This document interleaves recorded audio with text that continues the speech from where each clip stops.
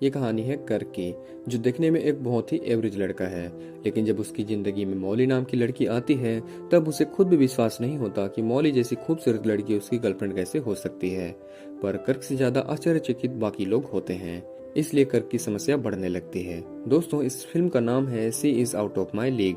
कहानी की शुरुआत होती है और हम कर्क को देखते हैं और कर्क अपने घर में होता है और यहीं पे उसकी गर्लफ्रेंड भी होती है, जो इनडायरेक्टली उससे ब्रेकअप कर रही होती है और कहती है हमारे रिश्ते में कुछ दिनों का ब्रेक चाहिए क्योंकि मैं तुमसे तंग आ चुकी हूँ, इसलिए मैं चाहती हूँ कि हमारे रिश्ते को ब्रेक दें और थोड़े दिनों के लिए तुम भी सिंगल हो जाओ और थोड़े दिनों के लिए मैं भी सिंगल हो जाऊं।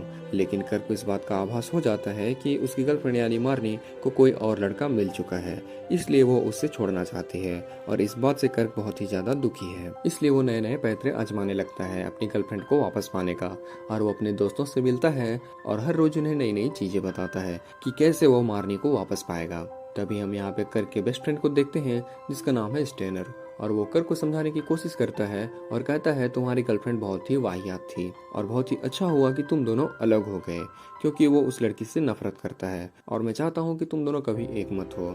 लेकिन कर्क इन बातों को नहीं सुनता और दोबारा मार्नी के पास वापस जाता है और जब वो उससे बात कर रहा होता है तभी वहाँ एक लड़का आता है जिसका नाम है रॉन और अब कर्क समझ जाता है कि अब मार्नी रॉन को डेट कर रही है, इसलिए वो गुस्सा होने लगता है और रॉन को यहाँ से जाने के लिए बोलता है।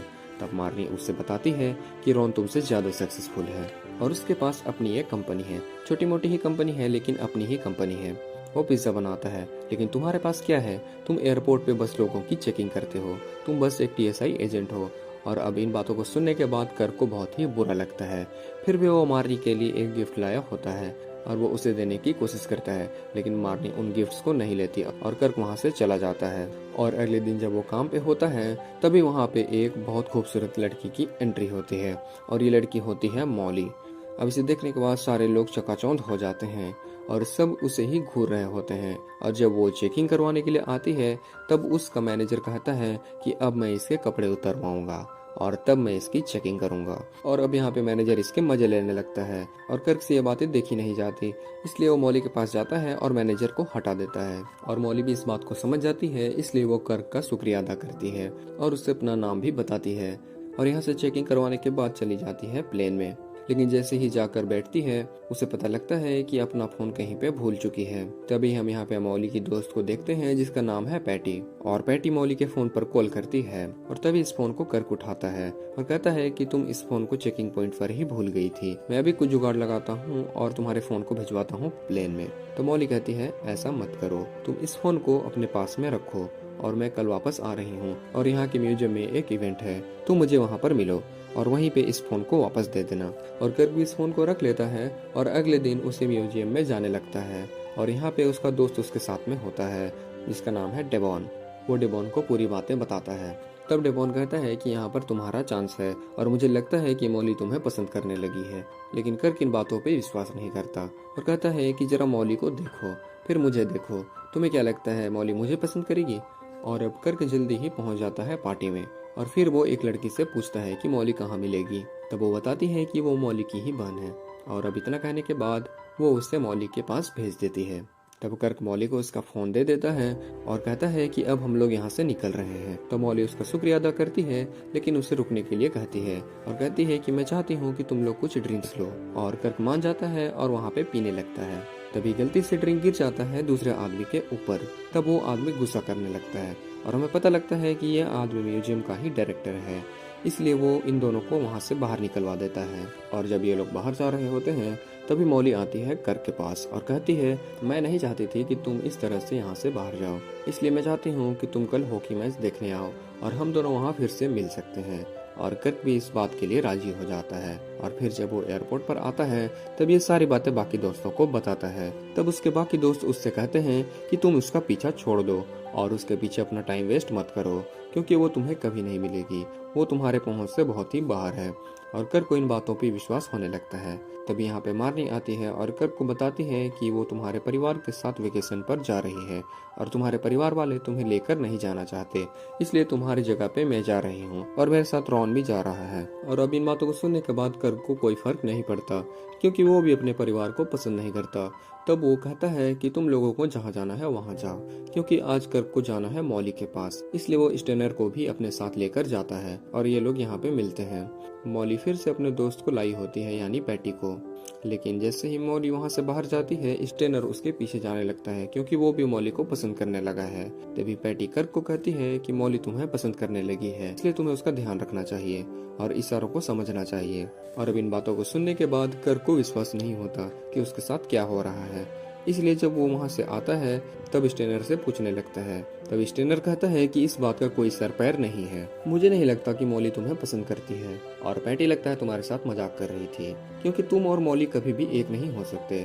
तभी यहाँ पे मॉली का फोन आता है और मॉली कर्क को कहती है कि उसके साथ बाहर जाना चाहती है डिनर पे। और कर्क इस बात को सुनने के बाद समझ जाता है कि वो एक डेट है, इसलिए वो और भी ज्यादा कंफ्यूज होने लगता है और वो समझ नहीं पाता कि उसके साथ क्या हो रहा है। तब स्टेनर बार बार उसे डिमोटिवेट करने की कोशिश करता है और कहता है कि तुम इस बात को कभी मत भूलना और कभी अपने लिए एक्सपेक्टेशंस मत बनाना, वरना तुम्हारे हाथ सिर्फ और सिर्फ निराशा लगेगी। और कर्क इन बातों को भूलने के बाद चला जाता है डेट पे। और जब ये लोग रेस्टोरेंट पे खाना खा रहे होते हैं, तभी कर्क को ये एहसास होता है कि कर्क जो कपड़े पहनकर आया है वैसे ही कपड़े यहाँ के वेटर्स पहनते हैं। इसलिए वो बहुत ही ज्यादा फ्रस्ट्रेट हो जाता है। और जैसे ही वहाँ से बाहर जाता है, उसे कैम नाम का एक आदमी मिलता है जो मॉली का एक्स बॉयफ्रेंड है। लेकिन मॉली जल्द ही कैम को भगा देती है और वो कर्क को बताती है कि वो पहले लॉयर हुआ करती थी। कर्क मॉली से ऐसे ही बातें करते रहता है। फिर वो उसे घर छोड़ने जाता है। तब मॉली उससे किस करती है और कर्क को विश्वास नहीं होता कि उसके साथ क्या हो रहा है। इसलिए वो अपने दोस्तों को ये सारी बातें बताता है और कहता है मुझे बहुत ही ज्यादा खुशी हुई, इसलिए मैंने कल उसे अपने पेरेंट्स के साथ मिलने के लिए इन्वाइट कर लिया है और वो मेरे घर पे ही डिनर करने वाली है। और इस बात को सुनने के बाद उसके दोस्त कहते हैं कि तुमने सब सत्यानाश कर दिया, इतनी जल्दी नहीं पूछना था, अब देखो कि क्या होता है। लेकिन कर्क इनकी बातें ज्यादा नहीं सुनता। और अगले दिन जब वो मॉली को लेकर अपने घर पहुंचता है और कर्क के माता पिता जैसे ही मॉली को देखते हैं वो भौंचक कर रह जाते हैं, क्योंकि इतनी खूबसूरत लड़की कर्क के साथ कभी भी नहीं हो सकती, उनका यही मानना था। और अब मॉली को देखने के बाद सारे लोग ऐसे ही आश्चर्यचकित हैं। और यहाँ पे रॉन भी मॉली को लाइन मारने की कोशिश कर रहा है। और मॉली को देखने के बाद यहाँ सबसे ज्यादा जेलस है मार्नी, क्योंकि उससे विश्वास नहीं हो रहा कि उसे ऐसी लड़की कैसे मिल गई, क्योंकि मॉली मार्नी से बहुत ही ज्यादा बेहतर है। इसलिए मार्नी बार बार कर्क की बेइज्जती करने की कोशिश करती है, लेकिन मॉली को इन सारी बातों से कोई भी फर्क नहीं पड़ता और ऐसे ही वो सबको प्रभावित करती रहती है। और तब कर्क की माँ उससे पूछती है कि क्या तुम हमारे साथ फैमिली वेकेशन पर चलना चाहोगी, और वो हाँ भी कह देती है। और मार्नी को यह बात बिल्कुल भी अच्छा नहीं लगता। फिर कर्क मॉली को उसके घर छोड़ने जाता है। तब मॉली उसे ऊपर लेकर जाती है अपने अपार्टमेंट में और यहाँ पे ये दोनों इंटीमेट होने लगते हैं। और मॉली इतनी हॉट है कि उसे देखकर ही कर्क का प्रीमेच्योर इजैकुलेशन हो जाता है और वो चीजें उसके पैंट पर दिख रही होती हैं। और तभी वहाँ पे मॉली का दरवाजा बजता है और जब वो दरवाजा खुलती है तब वो अपने माता पिता को दरवाजे पर पाती है और वो उन्हें लेकर आती है कर्क से मिलवाने के लिए। लेकिन कर्क अपनी पैंट को छुपा रहा होता है, इसलिए वो बहुत ही अजीबोगरीब हरकत कर रहा होता है। तभी वहाँ पर एक कुत्ता आ जाता है और उसके पैंट के पीछे लग जाता है, इसीलिए कर्क वहाँ से भाग जाता है। और ये सब देखने के बाद सबको लगने लगता है कि कर्क बहुत ही बदतमीज लड़का है और मॉली को समझ में नहीं आता कि कर्क ने यहाँ पर क्या किया। और फिर कर्क वापस जाके अपने दोस्तों को ये सारी बातें बताता है। तभी वहाँ पे मार्नी आती है और वो कहती है कि मैं रॉन को छोड़ रही हूँ और मैं चाहती हूँ कि हम दोनों फिर से एक हो जाएं। लेकिन कर्क उसे मना कर देता है और कहता है कि मैं मॉली को सच में प्यार करता हूँ। और मार्नी यहाँ से गुस्सा होकर चली जाती है। और तब ये बातें कर्क अपने दोस्तों को बताता है और कहता है कि वो मॉली को सच में चाहता है। लेकिन कल रात जो कुछ भी हुआ उसके बाद से मॉली उसका कॉल नहीं उठा रही है। तब स्टेनर उसे फिर से डिमोटिवेट करने लगता है और कहता है कि शायद यही तुम लोगों के रिश्ते का अंत है। लेकिन उसके बाकी दोस्त उसे कहते हैं उसे एक और कोशिश करनी चाहिए और एक आखिरी बार मॉली से बात करनी चाहिए। इसलिए अब कर्क जाता है मॉली के इवेंट में, जिसे उसने ही ऑर्गेनाइज किया है और जहाँ पे उसकी मुलाकात होती है मॉली से। लेकिन अब मॉली उससे बात नहीं करना चाहती। अब कर्क उसे सारी बातें बताता है और कहता है कि तुम जैसी हॉट लड़की मैंने पूरी जिंदगी में नहीं देखी और मैंने सपने में भी नहीं सोचा था कि तुम जैसी लड़की मुझे मिलेगी। इसलिए जब तुम मेरे करीब आई तो मैं अपने आप को रोक नहीं पाया और वो सारी चीजें मेरे पैंट पर दिख रही थी। इसलिए जब तुम्हारे माता पिता वहाँ पे आए तब मैं बहुत ही ज्यादा शर्मसार हो गया और वहाँ से भाग गया। और मॉली को ये सारी बातें बहुत ही क्यूट लगती हैं और वो समझ जाती है कि आखिर वो क्यों भागा था। इसलिए वो उसे माफ कर देती है और अब ज्यादा से ज्यादा समय वो दोनों साथ बिताने लगते हैं। ये साथ में फिल्में देखने जाते हैं, साथ में शॉपिंग करते हैं और हमेशा साथ में रहने की कोशिश करते हैं। और अब इस चीज को देखने के बाद बाकी लोग भी खुश होते हैं कि कर्क को एक बहुत ही खूबसूरत लड़की मिली है और वो उसे एडवाइस भी देते हैं कि कर्क अपने शरीर पर काम करे ताकि जब मॉली उसके करीब आए तब वो अपने आप पर नियंत्रण रख सके। इसलिए कर्क भी अपने आप को तैयार करने लगता है और वो अपने शरीर से हर जगह के बाल भी काटने लगता है। तब हम मॉली को देखते हैं जिसने एक पार्टी ऑर्गेनाइज की है और ये पार्टी उसकी छोटी बहन की बर्थडे की है और यहाँ पे कर्क भी होता है और सारे लोग नाच गा रहे होते हैं। तभी यहाँ पे मॉली के माता पिता आ जाते हैं और उन्हें देखने के बाद कर्क फिर से नर्वस होने लगता है क्योंकि उसने उनके सामने बहुत ही गंदी हरकत की थी। लेकिन मॉली जब कर्क को अपने माता पिता से मिलाती है तब वो इस बार बहुत ही अच्छे से पेश आता है और धीरे धीरे करके उनका दिल जीत लेता है और मॉली इस चीज को देखकर बहुत ही खुश होती है। तब कर्क की मुलाकात होती है कैम से और बातों ही बातों में कैम उससे कहता है कि मॉली बिल्कुल भी परफेक्ट नहीं है और उसमें एक ऐब है, लेकिन वो ये नहीं बताता कि उसमें क्या ऐब है और ये बात वो कर्क के कान में डालकर चला जाता है। तभी मॉली कर्क को लेकर जाती है अपने कमरे में और ये दोनों एक बार फिर से इंटीमेट होने लगते हैं। लेकिन यहाँ पे कर्क को देखकर पता लगता है कि वो कितना इनसिक्योर है और इस चीज को मॉली समझ जाती है, इसलिए वो अपने पैर दिखाती है और उसके पैर बतख के पैर के जैसे हैं जिसके बीच में मांस है और वो दिखाकर कहती है इसलिए तुम्हें इनसिक्योर होने की जरूरत नहीं है। लेकिन इस चीज को देखकर कर कहता है तो ये वेब है तुम्हारे में और इस बात को सुनकर मॉली चौंक जाती है और कहती है ये बात तुम्हें और किसी ने बताई थी? तब वो कहता है कि हाँ कैम ने। इसलिए अब इन दोनों में झगड़ा होने लगता है और मॉली कहती है कि मुझे नहीं लगा था कि तुम बाकी लड़कों के जैसे होगे, इसलिए मैंने तुम्हें चुना था कि तुम मुझे कभी धोखा ना दो और मेरा दिल ना तोड़ो, लेकिन तुम भी बाकी जैसे निकले। लेकिन कर्क इस बात को गलत तरीके से ले लेता है और उसे लगता है कि मॉली ने अपने से छोटे स्टैंडर्ड के लड़के को इसीलिए चुना ताकि वो उसकी गलतियों को नजरअंदाज कर सके। इसीलिए अब ये दोनों ब्रेकअप कर लेते हैं और अलग हो जाते हैं और समय ऐसे ही बीतने लगता है। और थोड़े समय के बाद हम कर्क को देखते हैं जो अपनी फैमिली के साथ वेकेशन पर जा रहा था और अब वो फिर से मार्नी के साथ रहने लगा है।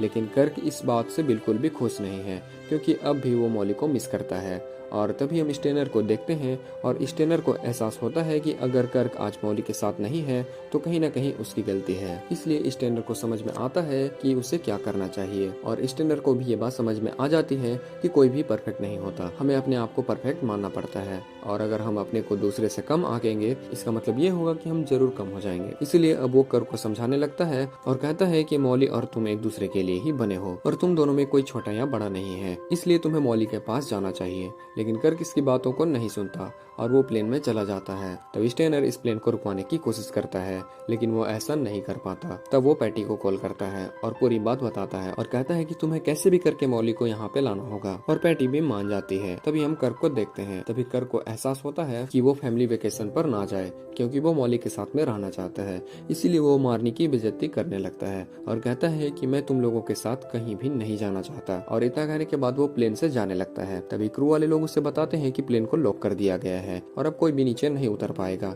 इसलिए कर्क जा करके वापस बैठ जाता है।